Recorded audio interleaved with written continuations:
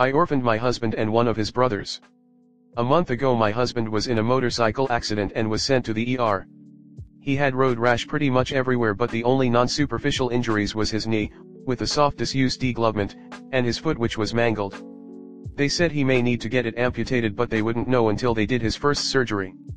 Our kid at the time was 6 weeks old, so I called my husband's mom and let her know what happened and told her I needed help since infants aren't allowed in the hospital and my husband needed someone to be there for him. I called my grandma too, who was more than willing to come. These are the only two people who don't have work, which is necessary since we live across the country from our family. His mom comes and drives out, which takes 2 days, and then never comes to see him. He had to go in for the amputation. They took the top half of his foot. He kept asking me where she was and when she was going to be there and see him, but she wasn't coming, claiming she needed to shower and help with our son, which my grandma was doing, and fully capable of handling herself. I told her when the surgery was and to come see him before it starts. The surgery got delayed 3 hours and she showed up 10 minutes after they took him back because her GPS was messed up and she couldn't figure out how to get to the hospital. It's 20 minutes from our house. So we got back to my house and wait for him to be out of surgery. I shower and eat and play with my son a little bit while she sits around complaining that our child is on the wrong formula because he has to have a soy allergy because she has it. He was on hypoallergenic formula that is considered safe for soy allergies, even though we knew he didn't have that from when I was breastfeeding him and he was fine. The doc calls and says my husband is out of surgery, so I leave to go see him and she said she'd meet me there. I get there and have to wait because he had to be resubdated. 2 hours I wait and she's still not there. I go to see him finally and she ends up coming less than an hour before visiting hours are over. She sees him for a bit and then leaves.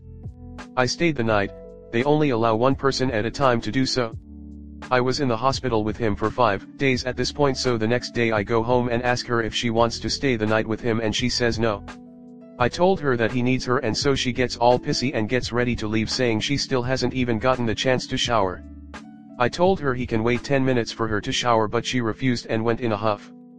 My husband told me the next day that once she got there all she did was complain that she's slave labor and that I'm mistreating our child. She stays to help us out after he's released from the hospital, which I was so thankful for. I thought we had moved past everything and was honestly just thankful for the extra hands. She was doing a couple things to our child we disagreed with, and when I told her she ignored me, so I had my husband talk to her, which seemed to solve the issue, and she was mad at him for a while. Sometimes when I wasn't home she would lay our kid in our bedroom while I was out and let him cry just out of reach from my husband, who couldn't even hold him. Just to punish my husband for telling her how we want to parent our kid. I know, because she bragged to me about it. She eventually got over it, or so I thought. My sil called and said the mill was drained and offered to come help us, which of course I agreed to. She came, and through her I found out when my husband and I were in the ed. She called her and said she was being treated like furniture and our son was struggling because he was on the wrong formula, so she really came to tell us we're hurting our kid, but instead found out he was perfectly healthy and happy. I wasn't going to say anything to keep as little drama possible, so I continued to tell her how much I appreciated her, as I had the entire time she was here, until she left. After she leaves, the next day I can't handle just ignoring what I heard, so I sent her a message letting her know that I knew what she said about us and that I felt hurt and betrayed. She couldn't tell me how she felt to my face. She texted at me about how unappreciative I am. And then texts my sil saying she's done with her and can't trust her when she was just venting. And then text my BIL, husband's brother, saying she's done with his wife and that he's an orphan now. She never sent anything to my husband, so we're just assuming he's an orphan now too, but who knows. My husband's life was changed forever and somehow she made it about her.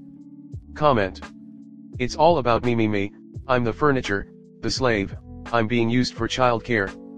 I'm being treated badly, and because I don't like how you're feeding your kid, he's being mistreated too because you're bad people, blah blah. Your mill is awful. You and your poor husband are going through this shiz and she doesn't think of anyone but her. She'd have been well gone before she did. I'm sorry you had to put up with that during this traumatic time. I'm so sorry for how she treated both of you and at the lowest point of your husband's life. How any mother could talk and act that way doesn't compute in my head. I'm so sorry for everything you all are going through. Prayers to your family. She abused your baby because she's a fucking cunt who didn't get her way. She'd never fucking see us again. Be happy she took herself out. She abused your baby because she's a fucking cunt who didn't get her way. She'd never fucking see us again. Be happy she took herself out. Change. Seriously. You commented to someone else that she was verbally abusive to her own kids, and you got first-hand knowledge of how much she gave a DN about her son lying in the hospital. I don't get why people believe that a child needs a grandparent, especially an abusive one. The level of selfishness from your mill has me virtually speechless, especially on top of what you are both already going through. Perhaps the trash taking itself out is the best outcome from this awful experience. Wishing you both the absolute best through the healing. With this, you can start a preemptive paper trail by visiting your primary care doctor and ask, hey, my mill said Lo may have some allergy, how can we make sure if this is the case, or ISNT? Because as far as we know Lo is healthy and doing fine. That way you are on record that you were concerned about a possible allergy, but also that you visited the doctor and that Lo was healthy and showed no sign of abuse or whatnot. This is so weird and sad to say, but based on your post, being orphaned by your mill seems better than having her pretending she cares about anyone but herself.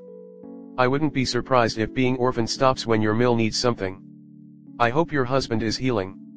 Wow. Thank goodness Sil thinks for herself and found everything good for herself. Also, for stepping in. That mill is straight up abusive to her child and grandchild at the same time. I personally think I'd throw some hate over that. Thank goodness she took herself out. Next story 2.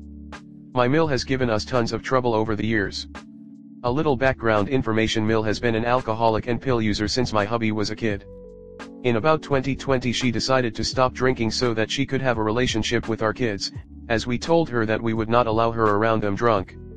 My husband and I have 2 kids, and when we moved to be closer to family in 2021 we thought it would be a win-win to pay his mom to be our nanny. She has never been able to hold a job long, and we felt that this would help her out and that it would help us out because we wouldn't have to find a daycare/babysitter that we didn't know/trust. My daughter was 10 months and my son was 4 at the time I moved home with my kids, temporarily living at my mom's guest house. My husband couldn't move because of his job for another 6 months. At first, she was a great help.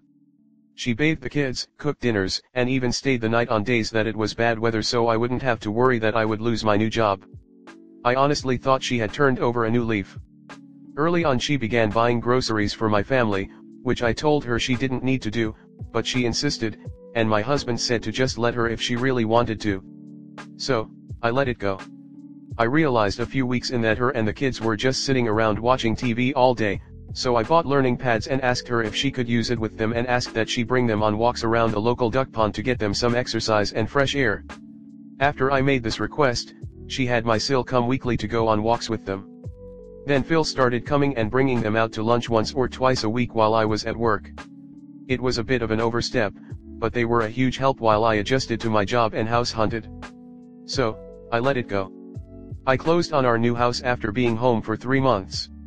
Unfortunately, we had bare minimum in household goods, so my mom purchased us a new TV, and all the kitchen basics and donated some furniture.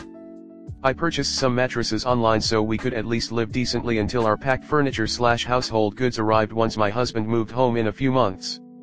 My son told me that Mill wasn't letting him play for long outside because she didn't want him to get dirty, so I asked her to play outside with them more and said she wanted to start a garden, so I purchased everything we needed to make some raised beds and Phil put dirt in and we all started a garden in the backyard. During this time, my Sil and Phil were spending more and more time at my home while I was gone and started to stay into the evenings. She was still not using any of the learning items I bought and only bringing them out if she had help from Sil. The kids started to not want to go outside because they didn't want to get dirty because she was telling them not to get dirty so much. I was starting to feel like this was her home, not mine. She would complain about not having enough furniture, so I would buy cheap furniture off Amazon to last until we received our shipment. It was all overwhelming and very overbearing, but I felt confident that once hubby was home it would all calm down. That was until hubby moved home. As soon as hubby got home, she started complaining about things that I was doing that she didn't like. For instance, she made a scene about how she was in the broke house from buying us groceries, after I asked her not to. Then they would all make plans at our house, but not tell me about the plans. My Mill made it a competition about who saw my kids more between the grandparents by constantly asking the kids when the last time they saw my parents was and asking me why my parents weren't attending get-togethers they weren't invited to. My hubby got a job in food service once he got home and had crazy hours and worked weekends but was off on days during the week. My Mil would come over on his days off and spend the whole day with him and the kids like they were a little family without me. They were all going and doing things with my kids and having firsts with my daughter that I wasn't able to have. He even spent Mother's Day evening with his mom. He worked during the day, and left me home with the kids. The job I had was terrible and very inflexible, so I was in office 8 to 5 mf, no exceptions. I managed to land a different job that allowed me to WFH 1 day a week and set my own hours, so I decided to use my 1 WFH day to spend with my hubby and kids on one of his days off during the week. It would also give his mom an extra day off every week, because she asked for a raise and we couldn't afford it. When I told my Mil this after work one day, she left in a hurry, then proceeded to call me and ask me what my problem was and that she knew I was trying to cut her out. I was hogging her son and that I had always hogged him and that she didn't know if she would be able to work for us much longer. After dealing with her and her constant pushing of boundaries and manipulations for 8 months, I went off. I told her she wants to spend too much time with my family. I essentially told her that she's not the wife, and that she was acting like she wanted to be with him all the time, as far as sleeping in our bed if she could. I called my hubby immediately after and he went over to her house, and they had it out as well. After that went down, his sister also told him off and stopped talking to him. This man cried real tears for probably the second time in his life and accused me of putting him in the middle of myself and his family. I called his mom and fell on the sword and apologized for the mean things that I said, and she said that she would consider my apology. I also called his sister and we spoke for hours, and I learned that she had been manipulating my Sil behind the scenes all this time, telling her that I was mean to her for all these months and taking advantage of her and trying to keep her from my husband. After this I had to beg my husband to allow someone else to watch our kids. He cried and begged me to let his mom keep watching them because no one would take better care of them. We interviewed several sitters and found one that was perfect and cost less than what we were paying his mom. We told her we would pay her out to the end of the month, but the kids would be starting at their new sitter the next month. We did our best to get our son excited to make new friends at his new babysitter's house, and he got to where he was very excited until he slept over at Mil's house and came home terrified about going to a new sitter. Apparently, she cried in front of him and told him no one can take care of him like grandma can, and made him feel like he was betraying her. About a month later his mom admitted herself to a psych ward for a week, and then a couple months after that she threatened to commit suicide for the 3rd time in 3 years and was driving around drunk. The police picked her up and booked her for a DUI. She didn't speak to anyone for about 2 months, which was very difficult to explain to our kids who had, up to that point, been seeing her several times a week even though she wasn't babysitting them anymore. It was at that point that my husband finally agreed with me after months of pleading with him that we needed boundaries. She still crosses them all the time, but it is a work in progress. There is much more that she did during that time that I didn't add because it would take hours to write it all down. My daughter is now 4 and my son is 7 and in 1st grade. Their new sitter had my son reading before he started kindergarten and my daughter is excelling.